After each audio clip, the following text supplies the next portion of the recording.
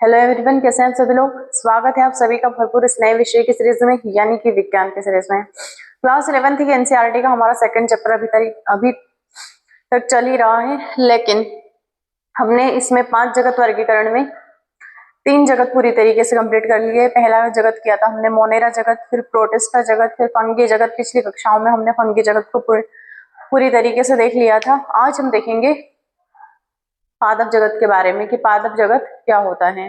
ठीक है, तो इससे पहले हम थोड़ा सा रिवाइज कर लेते हैं कि 5 किंगडम क्लासिफिकेशन इसने दिया था। ठीक है, तो ये 5 जगत अवधारणा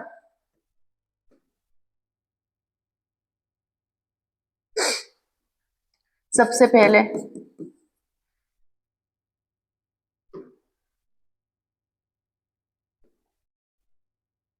पहले ये 5 जगत अवधारणा जो है, ये 5 जगत अवधारणा किसने दी थी? तो आर.एच. विटेकर ने दिया था। ठीक है, ये आर.एच. विटेकर महोदय ने दिया था 5 जगत अवधारणा। इसमें कौन कौन सा? इनका पहला जगत था मोनेरा, पहला जगत था इनका मोनेरा। फिर दूसरा था प्रोटिस्टा। मोनेरा में कौन से थे जीव? माइक्रो ऑर्गेनिज्म वाले जीव थे। किसने दिया था? कोपलैंड ने। प्रोटिस्टा किसने दिया था? अर्नेस्ट हैकेल ने। प्रोटिस्टा में क्या होते हैं? पादप और जंतुओं के बीच की कड़ी, जो न तो पूर्ण रूप से पादप में आते हैं और नहीं पूर्ण रूप से जंतु में आते हैं। लेकिन आर.एच. विटेकर द्वारा पहला प्रस्तावित जगत, ठीक है, प्रोकैरियोटिक प्रकार की कोशिका वाले जीव आते हैं। अब प्रोटिस्टा में देख लिया था। अब फिर आया था इनका फंगी जगत। इसमें सभी कवक आ गए थे, जितने भी फंगी होते हैं वो सभी इसमें आ गए थे। ठीक है, फंगी जगत के बाद अब हमारा चल रहा पादप जगत। ये किसने दिया था? कैरोलस लिनियस ने। और इसके बाद हम पढ़ेंगे जंतु जगत। ठीक है, तो हमने मोनेरा, प्रोटिस्टा और फंगी, इन तीनों में पोषण कैसे होता है, इनकी कोशिका का प्रकार कैसा होता है, इनकी संरचना कैसे होती है, इनका प्रजनन कैसा होता है, इनका पारिस्थितिकी महत्व क्या क्या होता है, ये सब हमने देख लिया था। अब हम देखेंगे पादप जगत कि पादप जगत होता क्या है। ठीक है, अब हम देखेंगे पादप जगत कि पादप जगत होता क्या है। नॉर्मल इसका परिचय देख लेते हैं हम कि पादप जगत होता क्या है। तो पादप जगत जीवों का एक बड़ा समूह है जिसमें सभी जीव शामिल है जो स्वपोषी होते हैं। क्या होता है पादप जगत? एक जीवों का एक बड़ा समूह होता है जिसमें वे सभी जीव शामिल होते हैं जो बहुकोशिकीय भी होते हैं और स्वपोषी होते हैं। ठीक है, एक बहुत बड़ा जीवों का सबसे बड़ा समूह होता है जिसमें वे सभी जीव शामिल होते हैं जो स्वपोषी यानी कि अपना भोजन स्वयं बनाते हैं और प्रकाश संश्लेषण की उपस्थिति में, सूर्य के प्रकाश की उपस्थिति में प्रकाश संश्लेषण की क्रिया के द्वारा अपना भोजन बनाते हैं एवं ऑक्सीजन का एक्सक्रीजन करते हैं। इनका सह उत्पाद क्या होता है? स्वपोषी जीवों का ऑक्सीजन। ये ऑक्सीजन का उत्सर्जन करते हैं। ठीक है, ऑक्सीजन का क्या करते हैं? ये उत्सर्जन करते हैं। ऑक्सीजन का उत्सर्जन करते हैं। ठीक है, अब प्रकाश संश्लेषण फोटोसिंथेसिस द्वारा अपना भोजन बनाते हैं। ये अपना भोजन बनाते भी कैसे हैं? तो प्रकाश संश्लेषण के द्वारा, यानी कि सूर्य की उपस्थिति के द्वारा अपना भोजन बनाते हैं। ठीक है, जिनकी कोशिकाओं में सेल वॉल होती है जो सेल्यूलोज की बनी होती है। सेल वॉल क्या होती है? इनकी जो कोशिका भित्ति है, यानी कि पादपों की जो पादप जगत में जितने भी जीव आते हैं, यानी कि जितने भी पौधे आते हैं, उनकी जो कोशिका भित्ति होती है वो किनकी बनी हुई होती है? सेल्यूलोज की। ठीक है, तो यहां पर लिख लेना कि सेल्यूलोज की क्या होती है? इनकी कोशिका भित्ति होती है। भित्ति यानी कि साइंटिफिक लैंग्वेज में दीवार होता है, ये देख लो, वॉल यानी दीवार भी होता है। कोशिका भित्ति किनकी बनी हुई होती है? एक दीवार होती है कठोर जो सेल्यूलोज की बनी हुई होती है। ये जीव बहुकोशिकीय यानी कि मल्टी सेल्यूलर और यूकेरियोटिक प्रकार के कोशिका वाले होते हैं।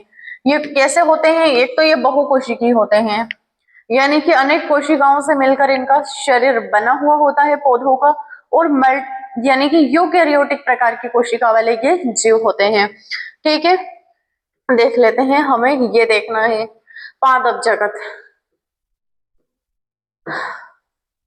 पादप जगत का मोटा मोटा हमने रिवाइज किया है, परिचय जाना है कि पादप जगत क्या होता है। तो वे सभी पृथ्वी पर पाए जाने वाले वे सभी जीव जो एक कोश बहुकोशिकीय होते हैं, यूकेरियोटिक प्रकार के होते हैं और स्वपोषी होते हैं, यानी कि अपना भोजन स्वयं बनाते हैं प्रकाश संश्लेषण की क्रिया करके। ठीक है, पादप जगत में वे सभी पौधे शामिल है जो बहुकोशिकीय होते हैं, यानी कि एक कोशिका से मिलकर इनका शरीर नहीं बना हुआ होता है, ये अन्य कोशिकाओं से मिलकर इनका शरीर बना हुआ होता है। फिर यूकेरियोटिक प्रकार की,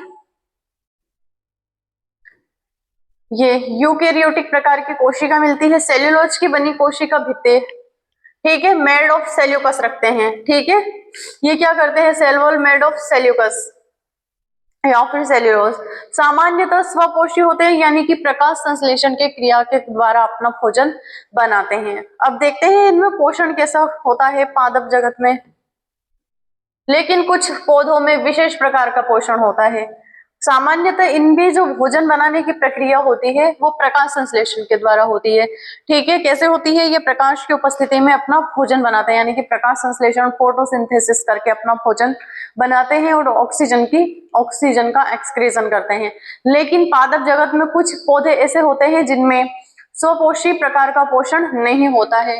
ठीक है, लेकिन कुछ पौधों में विशेष प्रकार का पोषण होता है, वो भी पादप जगत में पाए जाते हैं। पहला है स्वपोषी पौधे, परपोषी पौधे। अब परपोषी क्या होते हैं, तो जैसे कि अमरबेल, ये क्या करती है, ये दूसरे पौधों पर अपना भोजन, यानी कि दूसरे पौधों पर बेल के रूप में लपेट कर, या यानी कि ये ऐसे ऐसे लिपट जाती है दूसरे किसी और पौधे पर और अपना भोजन प्राप्त करती है। दूसरा है कीटभक्षी, ये क्या करते हैं, कीटभक्षी में कौन कौन से पौधे आ गए,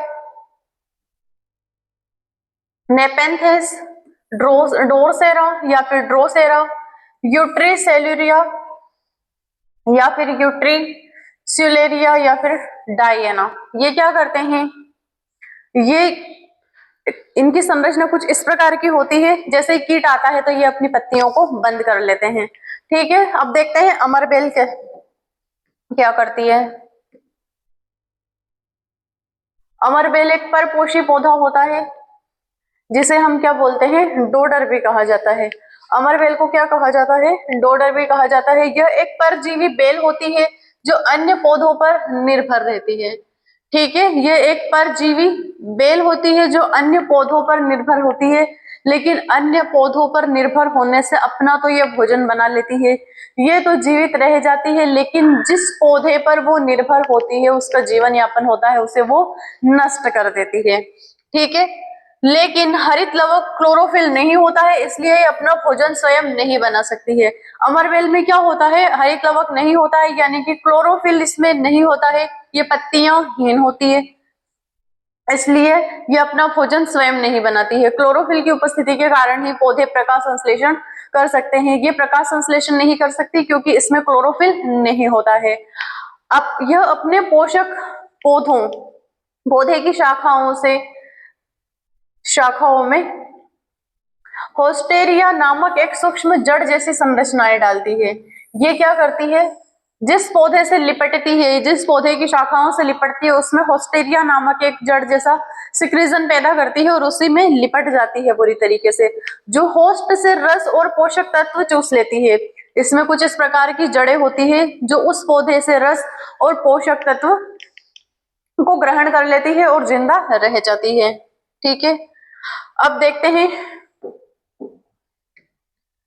इनका शरीर पतला पीला और लहरदार तनों में उपस्थित होता है। अमरबेल का जो शरीर होता है वो पतला पीला और लहरदार पौधों में यानी कि तनों में उपस्थित रहता है, या तनों से बंधा हुआ होता है, यानी कि इनमें पत्तियां नहीं होती है। क्या करती है, ये होस्टेरिया नामक या फिर होस्टोरिया नामक एक केमिकल या फिर जड़ जैसा केमिकल सिक्रीजन करती है और उस पौधों से लिपट जाती है और उसी जड़ के माध्यम से, होस्ट के माध्यम से अपना, जिस पौधे से वो लिपटी हुई है उससे अपना सारा भोजन ग्रहण कर लेती है। ठीक है, अब ये क्यों दूसरों पर निर्भर होती है, क्योंकि इसमें क्लोरोफिल नहीं पाया जाता है। इनका शरीर कैसा होता है, तो पतला होता है, पीला और लहरदार तनों से बना हुआ होता है जिसमें पत्तियां नहीं होती है। ये रही अमरबेल। ये कोई और पौधा है पीछे वाला, लेकिन ये जो व्हाइट व्हाइट में दिख रही है ये पूरी अमरबेल है। ये ऐसे फैल जाती है, ऐसे लिपट जाती है, सभी पौधे की शाखाओं से, तनों से लिपट कर अपना भोजन ग्रहण कर लेती है। अमरबेल भी पादप जगत में आती है क्योंकि इनमें पादप कोशिकाएं होती है। ये जो अमरबेल होती है ये भी पादप जगत में आती है, ठीक है। ये होती परपोषी है लेकिन पादप जगत में आती है क्योंकि इसकी जो कोशिकाएं होती है वो पादप कोशिकाएं होती है। इनमें सेल्यूलोज युक्त कोशिका भित्ति होती है, ठीक है। इनकी जो कोशिका भित्ति होती है वो भी सेल्यूलोज की बनी हुई होती है, लेकिन अपना भोजन ग्रहण स्वयं नहीं बना सकती है अमरबेल, क्योंकि ये प्रकाश संश्लेषण नहीं कर सकती है। क्योंकि इसमें क्लोरोफिल की अनुपस्थिति होती है, ठीक है। इसमें होता क्या है, क्लोरोफिल नहीं पाया जाता है, इसलिए ये अपना भोजन स्वयं नहीं बना पाती है। क्लोरोफिल नहीं होता है जो प्रकाश संश्लेषण करने में मदद करता है। इनका जीवन चक्र लगभग पौधों जैसा ही होता है, ठीक है। है भी वो एक पादप जगत में आने वाला जीव है, यानी कि पौधा है। यह परपोषी पौधा है लेकिन स्वपोषी नहीं होता है। अब देखते हैं कीट भक्षी क्या होते हैं। कीट भक्षी पौधे भी ऐसे पादप जगत का हिस्सा है क्योंकि वे भी प्रकाश संश्लेषण नहीं कर सकते हैं, वो प्रकाश संश्लेषण करते हैं, ठीक है। कीट भक्षी क्या होते हैं, वो कीटों को खाने वाले जीव होते हैं, ठीक है, जिसमें क्लोरोफिल होता है। लेकिन ये पौधे अतिरिक्त नाइट्रोजन प्राप्त करने के लिए कीटों को पकड़कर बचाते हैं। कि क्या करते हैं, प्रकाश संश्लेषण तो कर लेते हैं लेकिन अत्यधिक नाइट्रोजन को प्राप्त करने के लिए कीटों को भी खाते हैं। पौधे का नाम क्या होता है, कीट पकड़ने की विधि। मुख्य कीट भक्षी क्या होते हैं, इंसेक्टिव प्लांट। ये पौधे का नाम हो गया। अब कीट पकड़ने की विधि क्या होती है ये देख लेते हैं। नेपेंथिस पिक्चर प्लांट, ये क्या होता है, इसके पत्ते घड़े यानी कि पिक्चर के समान होते हैं, जैसे बन जाते हैं, जिसमें रस और ढक्कन होता है। कीट फिसलकर इन अंदर गिर जाते हैं और ढक्कन बंद हो जाता है, ठीक है।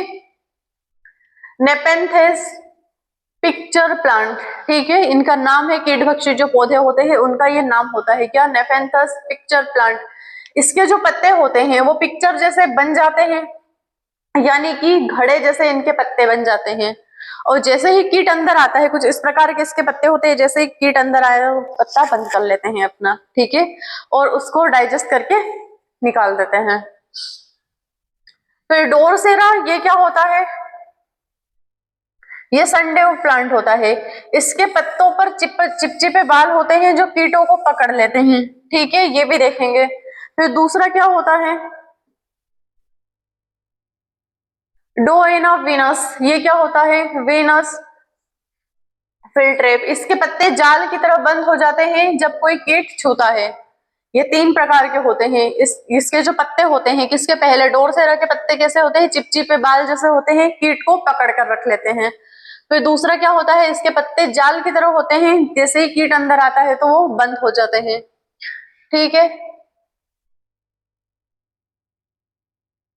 फिर यूट्रिकुलेरिया ब्लेंड्रेव, ये क्या होता है, ये जल में रहने वाला पौधा होता है जो जलीय जीवों यानी कि जो छोटे जीवों की थैलियों में फंस जाता है या फिर फंसाता है।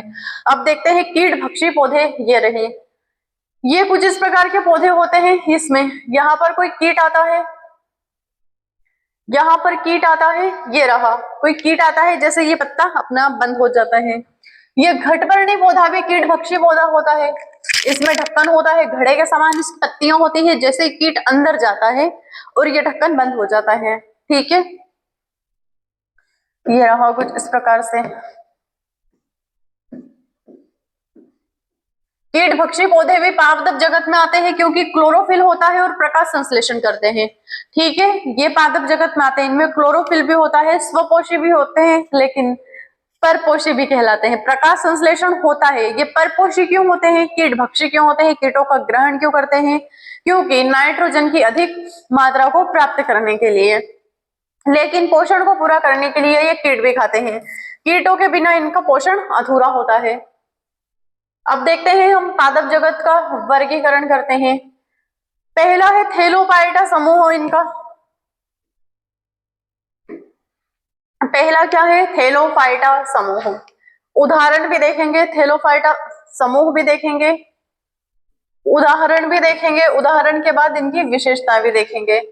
थैलोफाइटा ये क्या होता है, पहला समूह है, पादप जगत का पहला समूह क्या है, थैलोफाइटा। ये क्या होता है, स्पाइरोगाइरा यूलेथ्रिक्स, ये पौधों के नाम है, ठीक है।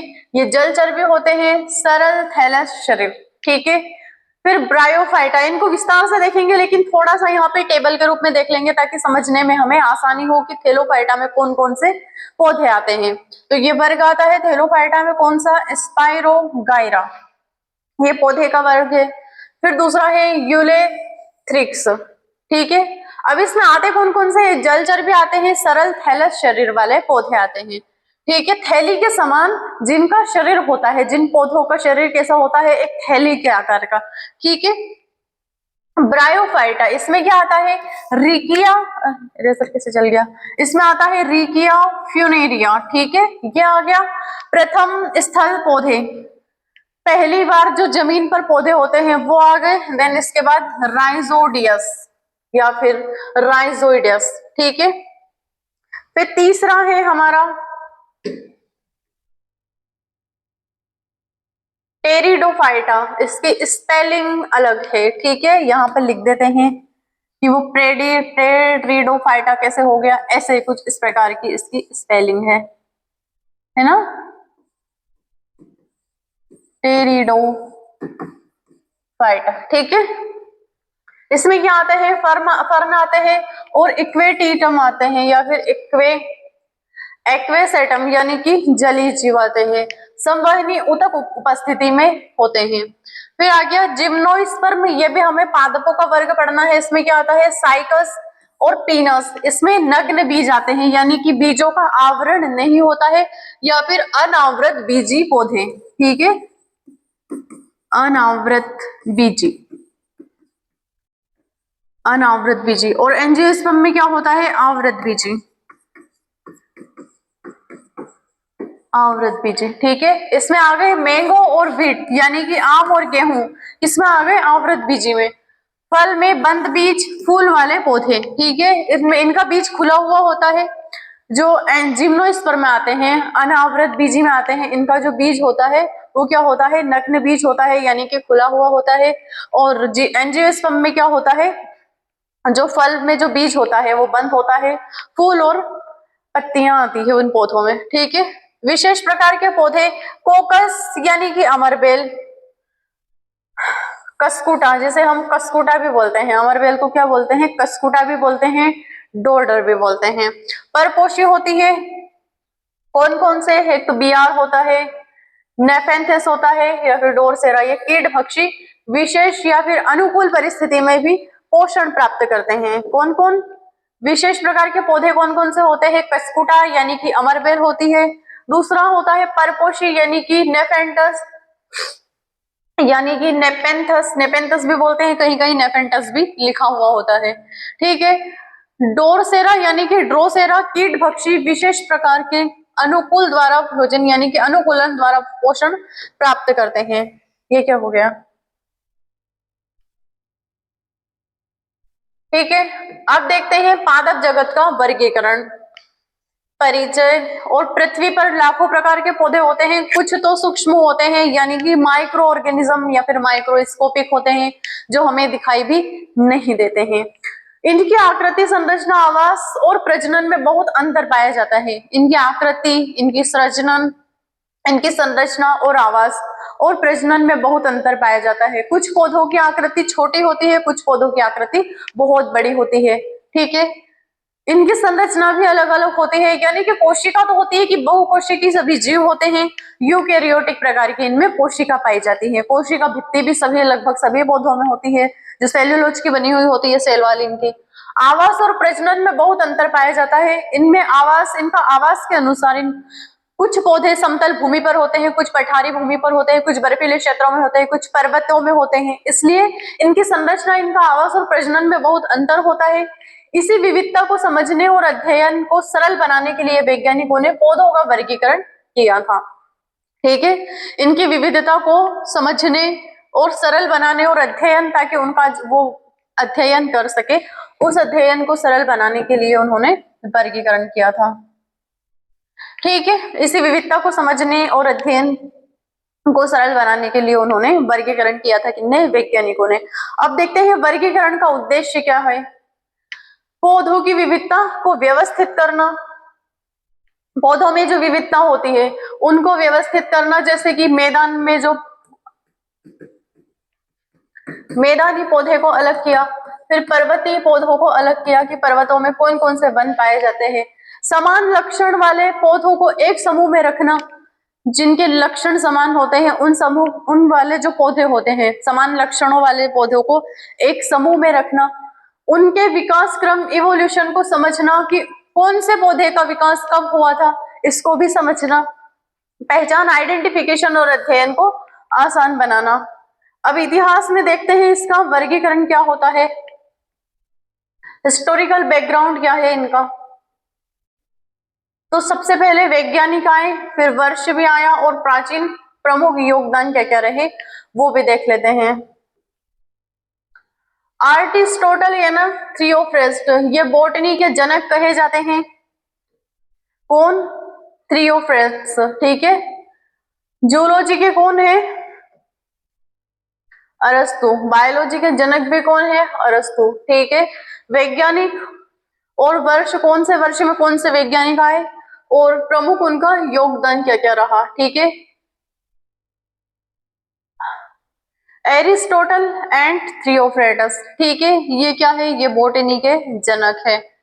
प्राचीन काल में आए थे, प्रथम बार पौधों को जड़ी यानी कि झाड़ियां, जड़ी बूटी, ये इधर आ गया।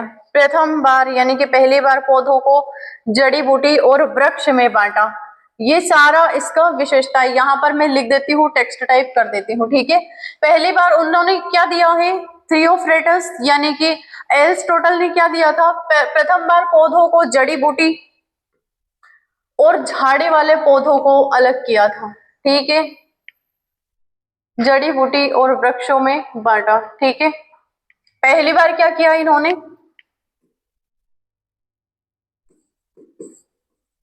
जड़ी बूटी और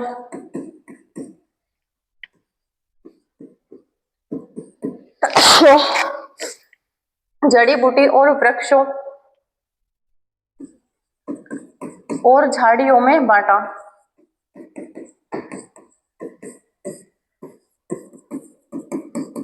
झाड़ियों में बांटा। ठीक है। फिर आए थे कौन? कैरोलस लीनियस 1773 में कृत्रिम वर्गीकरण प्रणाली, आर्टिफिशियल सिस्टम लेकर आए थे वर्गीकरण का। ठीक है। उन्होंने दी थी क्या? स्पीसीज प्लांटेरम ग्रंथ। एरिस्टोटल यानी कि थियोफ्रेटस ने क्या दिया था? प्राचीन काल में आए थे, उनका सन किसी को भी पता नहीं। उन्होंने पहली बार क्या किया? पौधों की जड़ी बूटी वाले और झाड़ियों वाले पौधों को उन्होंने अलग किया था। फिर आए थे कैरोलस लीनियस 1773 में। क्या किया उन्होंने? कृत्रिम वर्गीकरण प्रणाली लेकर आए थे। फिर क्या लिखा था उन्होंने? ग्रंथ क्या लिखा था? स्पीसीज प्लांटेरम ग्रंथ। किनका है ये? कैरोलस लीनियस का है। ठीक है, हो गया।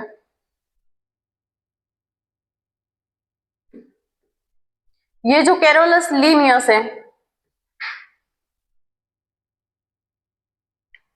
थियोफ्रेट्स जो बॉटनी के जनक कहे जाते हैं, थियोफ्रेटस, वो क्या है?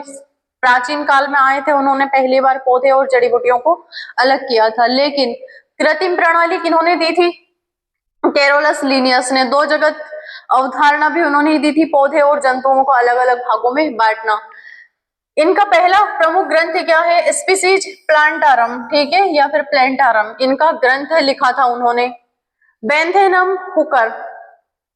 फिर आए थे तीसरे वैज्ञानिक बेंथम हुकर। ये 1862 से 1863 तक आए थे।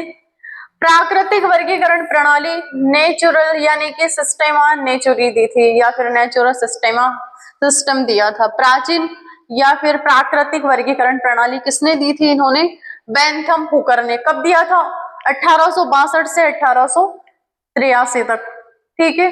फिर कौन आए थे? पांच जगत अवधारणा वाले, R.H. विटेकर महोदय, इन्होंने 1969 में आए थे, 5 जगत प्रणाली 5 किंगडम क्लासिफिकेशन दिया था। फिर वर्तमान में स्व या फिर स्वीकृत वर्गीकरण प्रणाली R.H. विटेकर द्वारा दी थी। वर्तमान में जो मान्य प्रणाली है 5 किंगडम क्लासिफिकेशन, सबसे जो लोकप्रिय है वो किसने दिया था? R.H. विटेकर महोदय ने दिया था। ठीक है, किंगडम का उदाहरण मोनेरा, बैक्टीरिया, साइनोबैक्टीरिया। मोनेरा में कौन कौन से आते हैं? पहले हम किंगडम देखेंगे तो मोनेरा में क्या देखा था हमने? बैक्टीरिया, साइनोबैक्टीरिया, ये देख लिया था। फिर प्रोटिस्टा में क्या देखा था? एक कोशिकीय जीव जो न तो पौधों में आते हैं और न ही जंतु में आते हैं, दोनों के गुण रखते हैं, यानी कि जीव, पौधे और जंतु दोनों के बीच की कड़ी कहा जाता है। किनको कहा जाता है? अमीबा, युग्लिना और जो यूनिसेलुलर होते हैं, ठीक है, एक कोशिकीय होते हैं। फिर आए फंगी। फंगी में क्या था? यीस्ट और मशरूम था। प्लांटी में सभी प्रकार के पौधे, आज हम देखेंगे कि सभी प्रकार के पौधे। फिर एनिमलिया, सभी प्रकार के जंतु। अब हम इसमें चौथे जगत यानी कि प्लांटी जगत को विस्तार से देखेंगे कि पादप जगत क्या होता है। अभी तक हमने इसका इंट्रोडक्शन देखा है कि पादप जगत की हिस्ट्री क्या है, किन कौन कौन से वैज्ञानिक आए, कौन कौन से किस किस आधार पर इन्होंने पौधों का वर्गीकरण किया है। ठीक है, अब देखते हैं R.H. विटेकर महोदय द्वारा सबसे मान्य प्रणाली 5 क्लासिफिकेशन किंगडम, यानी कि 5 जगत वर्गीकरण या फिर अवधारणा। पादप जगत को संरचना, संवहनी ऊतक की उपस्थिति और बीज बनाने की क्षमता के आधार पर 5 मुख्य जगतों में बांटा गया है। ठीक है, पादप जगत को भी 5 जगत में बांटा गया है। किसके आधार पर? पादप जगत की संरचना के आधार पर, कि पौधों की संरचना कैसी होती है, स्ट्रक्चर के आधार पर, उनमें वैस्कुलर टिश्यू कैसा होता है, संवहनी ऊतक कैसा होता है, उसके आधार पर वर्गीकरण किया है। और बीज बनाने की क्षमता, यानी कि उनमें प्रजनन कैसा होता है, उसके आधार पर भी उन्होंने वर्गीकरण किया है। तो मुख्य 5 भागों में इनको बांटा गया है। 5 जगत अवधारणा का जो पादप जगत है उसको भी 5 जगत में बांटा गया है। पहला है इसका थैलोफाइटा। इसकी मुख्य विशेषताएं क्या होती है थैलोफाइटा की? सबसे सरल और प्रारंभिक पौधे होते हैं थैलोफाइटा में, सबसे सरल होते हैं और सबसे प्रारंभिक और प्राचीन पौधे होते हैं। शरीर थैलस जैसा, जड़ तना पत्ती विभाजन नहीं जल में पाए जाते हैं। ठीक है, शरीर कैसा होता है? थैलस जैसा होता है इनका, जड़ तना पत्ती विभाजन होता ही नहीं है और जल में पाए जाने वाले पौधे होते हैं ये। ठीक है, इनमें जड़ तना पत्ती का विभाजन नहीं होता है। जैसे कि ये कोई पौधा है, अब ये इसमें जड़ तना पत्ती सब एक में ही है, लेकिन इनका विभाजन नहीं हो पाया है, जल में रहने वाले पौधे होते हैं। प्रकाश संश्लेषण करने में सक्षम होते हैं, यानी कि ऑटोट्रोपिक, स्वपोषी होते हैं। थैलोफाइटा वाले जो जीव होते हैं वो कैसे होते हैं? स्वपोषी होते हैं, संवहनी ऊतक नहीं होते हैं, इनमें जो वॉस्कुलर टिश्यू होता है वो नहीं होता है, बीज नहीं बनाते हैं, बीजाणु स्पोर्स से प्रजनन करते हैं, ये बीज नहीं बनाते हैं, यानी कि स्पोर्स से उनका प्रजनन करते हैं। उदाहरण के लिए कौन कौन से हैं इसमें जीव? क्लाइमेडोमोनास, किसमें आए थे ये क्लाइमेडोमोनास? प्रोटिस्टा में। ये न तो जंतु में आता है और न ही पादप में आता है, लेकिन इसे फिर भी पादप में रखा गया है। हमने प्रोटिस्टा जगत में देखा था कौन? अमीबा, पैरामीशियम, युग्लिना और तीसरा था क्लाइमेडोमोनास। ठीक है, फिर आया स्पेरोगाइरा या फिर स्पाइरोगाइरा, यूलोथ्रिंको, नेमिलेरिया, फिर लेमिनेरिया, फिर आया गैलेडियम। अब इसका महत्व क्या क्या होता है ये तो उदाहरण के लिए आ गया। सबसे ज्यादा याद रखने वाला कौन है? क्लाइमेडोमोनास, क्योंकि इसको हमने प्रोटिस्टा जगत में भी देखा था। फिर स्पाइरोगाइरा, यूलोथ्रिक्स या फिर यूलोथ्रैंक्स, लेमिनाइरिया या फिर गैलेडियम, ये हो गया। अब इसका महत्व क्या है ये भी देख लेते हैं। समुद्री पौधों अगर आयोडाइन प्राप्त होती है, समुद्री पौधों से क्या होती है? अगर आयोडाइन प्राप्त होती है इनसे। ऑक्सीजन उत्पादन में महत्वपूर्ण होते हैं, समुद्री पौधों से अगर अगर आयोडाइन उत्पादन या फिर प्राप्त करते हैं ये, ठीक है, अगर अगर प्रकार की एक आयोडाइन होती है, समुद्र में तत्व होता है, उसे ये प्राप्त कर लेते हैं। ऑक्सीजन उत्पादन करने में महत्वपूर्ण भूमिका होती है किनकी? थैलोफाइटा की। थैले के आकार का इनका शरीर होता है, इनकी संरचना होती है, सबसे प्राचीन या फिर सबसे सरल जीव होते हैं। पत्तियां, पौधे, पत्तियां, तने और शाखाएं, सब कोई विभाजन नहीं होता है उनमें, ठीक है। ब्रायोफाइटा, प्रजनन कैसे होता है उनमें? स्पोर के द्वारा। ब्रायोफाइटा, अब ये देखेंगे ये क्या होता है, इसकी मुख्य विशेषताएं देखेंगे क्या होती है। स्थल पर उगने वाले प्रथम पौधे, यानी कि पृथ्वी स्थलीय भागों पर उत्पन्न होने वाले उगने वाले प्रथम पौधे होते हैं। जल और स्थल दोनों पर जीवन होते हैं।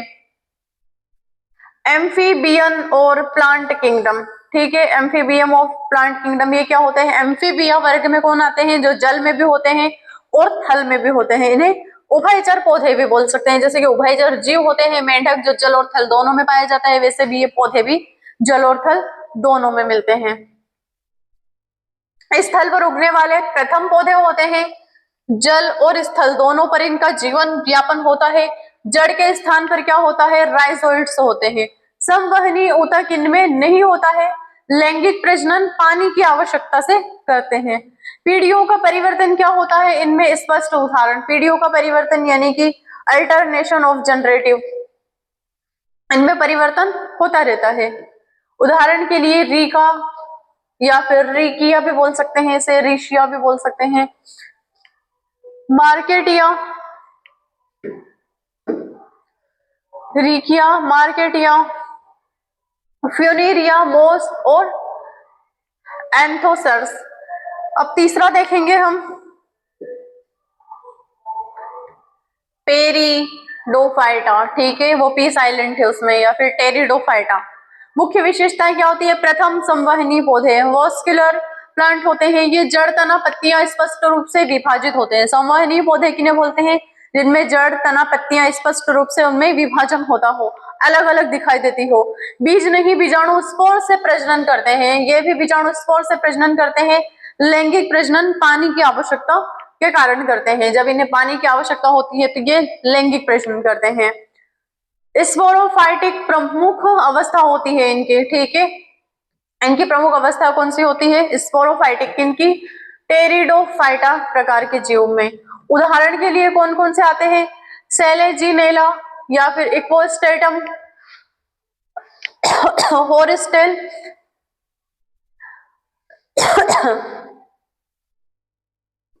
टेरिस और फर्न। अब जिम्नोस्पर्म को देखेंगे कि ये कौन से जीव होते हैं। जिम्नोस्पर्म ये हमारे काम का है। मुख्य विशेषताएं क्या होती है जिम्नोस्पर्म यानी कि अनावृत बीजी पौधे क्या होते हैं? अनावृत बीजी पौधे पौधे मुख्य विशेषताएं क्या होती है इसकी? बीज वाले पौधों का प्रारंभिक समूह, बीज नग्न होते हैं, फल द्वारा ढके नहीं होते हैं, ठीक है।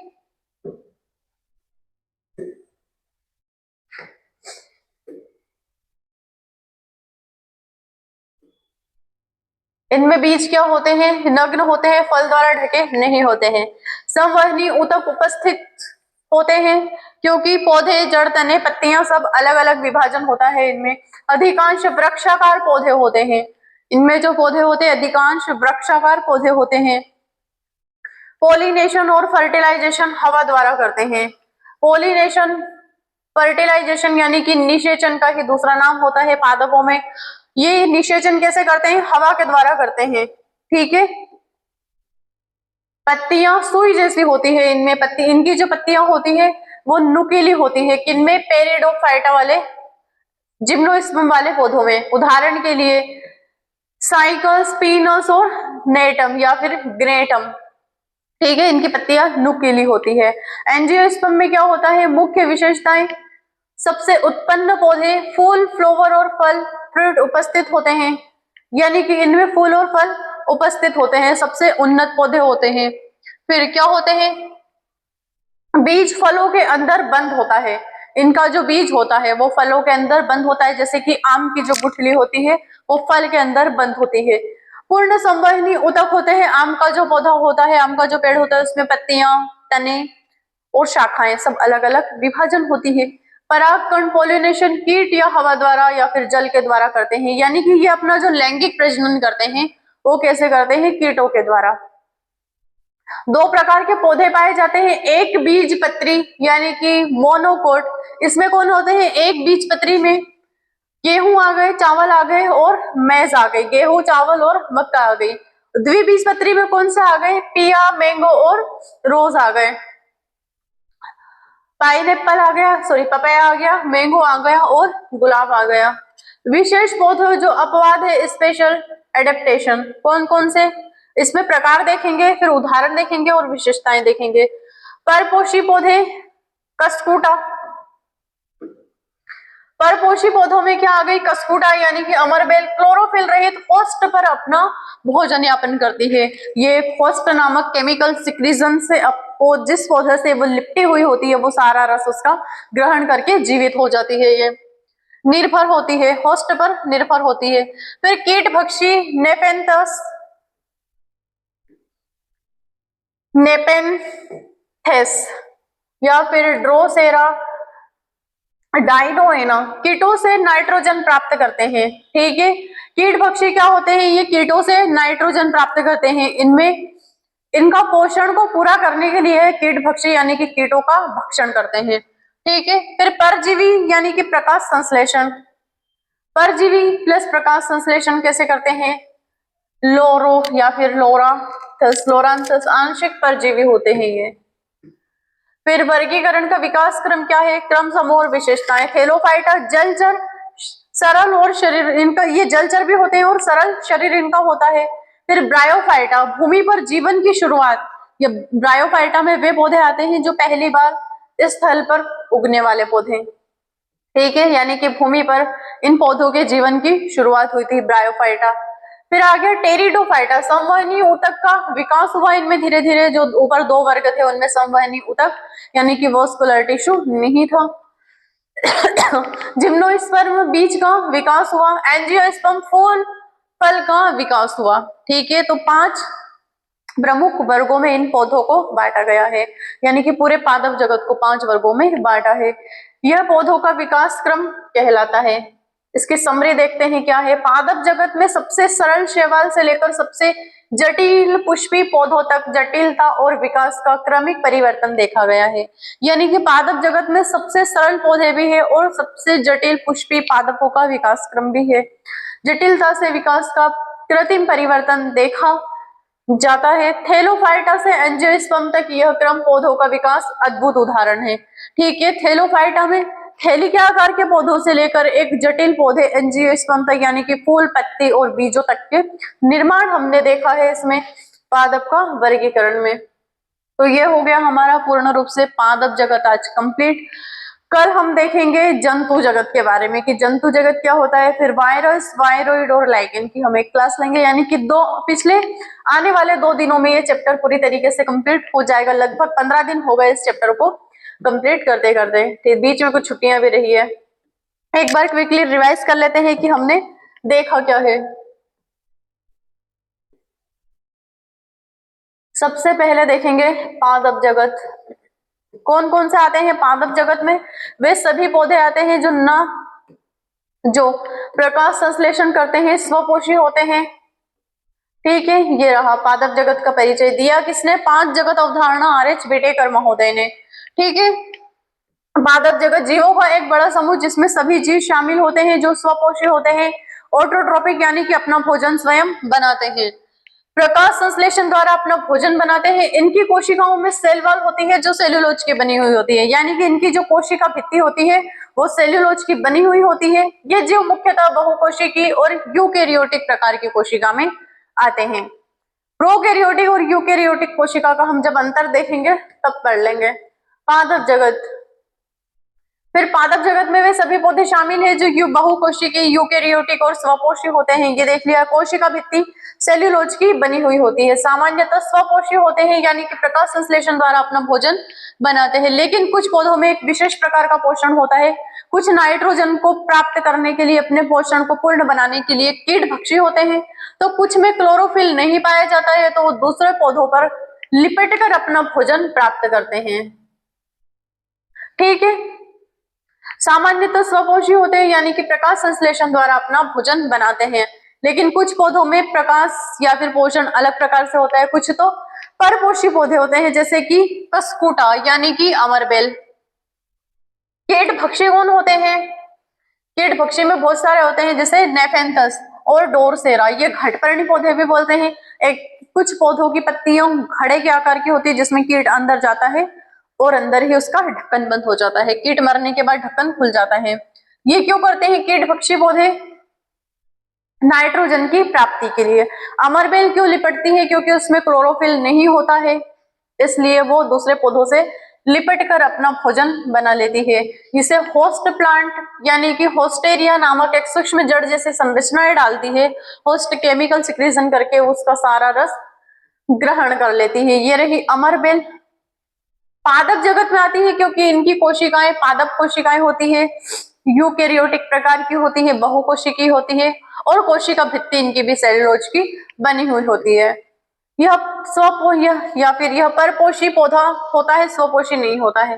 कीट भक्षी भी पादप जगत का हिस्सा है, क्योंकि उनमें क्लोरोफिल भी होता है, प्रकाश संश्लेषण भी वो करते हैं। ठीक है। नाइट्रोजन की पूर्ति के लिए कीटों का ये ग्रहण करते हैं। ये रहे। फिर कौन से वैज्ञानिक कब आए और कौन से वैज्ञानिकों ने कौन कौन सा समूह दिया, ये भी हमने देख लिया था। फिर थेलोफाइटा, ब्रायोफाइटा, टेरिडोफाइटा, जिम्नोस्पर्म और एंजियोस्पर्म हमने देख लिया था। पादपों का, पादप जगत का वर्गीकरण और परिचय देख लिया था। ठीक है। तो आज के लिए इतना ही। क्लास को देखते रहिएगा, पढ़ते रहिएगा। बाय, गुड डे, धन्यवाद।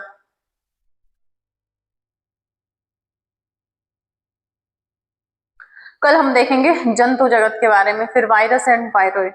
इसके बाद हमारा तीसरा चैप्टर स्टार्ट होगा। ये चैप्टर काफी लंबा चला है। ठीक है। तो क्लास को देखते रहिएगा, पढ़ते रहिएगा। बाय, गुड डे, धन्यवाद।